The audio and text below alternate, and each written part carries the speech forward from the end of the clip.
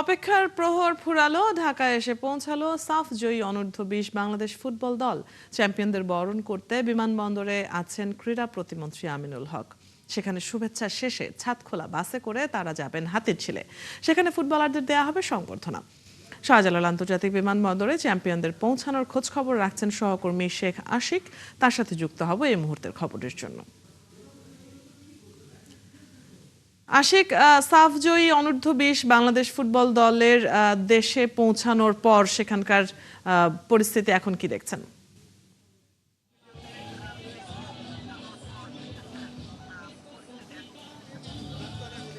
দেখতেই পাচ্ছেন আমার পেছনে ছাদখোলা যে বাসের জন্য এত অপেক্ষা, সেই বাস চলে এসেছে। আর বাস চলে এসেছে মানেই ফুটবলাররাও বের হয়ে আসার সময় হয়ে গেছে।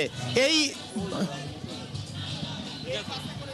যাবেন হাতিরঝিলের এমফি থিয়েটারে এবং গোটা বাস সুসজ্জিত করা হয়েছে এবং বাসের সামনে পেছনে সব জায়গাতে সুন্দরভাবে চ্যাম্পিয়নদের ছবি সম্মিলিত করে সাজানো হয়েছে, সাথে লাইটিং করা হয়েছে। সব মিলে একদম চ্যাম্পিয়ন মুড যেটা বলে, সেই চ্যাম্পিয়ন মুড চালু হয়ে গেছে। এবং এই যে আয়োজনটা, পুরো আয়োজনটাই Ronan Sullivan, Declan Sullivan, Ibrahim, Nawaz, Faisal, Murshed সহ গোটা দলের জন্য। এই দল চ্যাম্পিয়ন হয়েছে এবং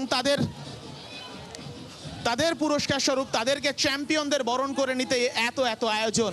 একই সঙ্গে চ্যাম্পিয়নদের ছবি দেখতে পাচ্ছেন, যে ছবিতে দলের প্রত্যেক সদস্য আছে।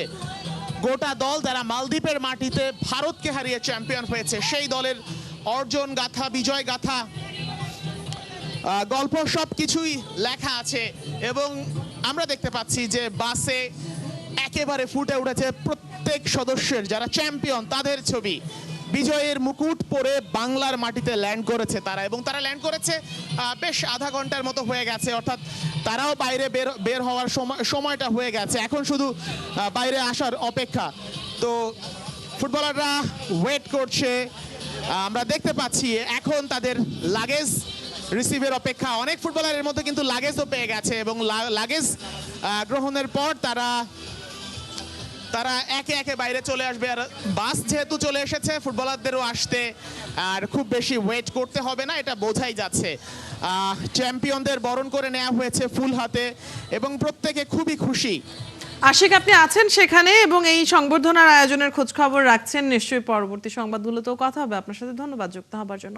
সহকর্মী শেখ আশিক আমাদের সাথে যুক্ত ছিলেন বিমানবন্দর থেকে, জানাচ্ছিলেন সেখানকার খবরাখবর।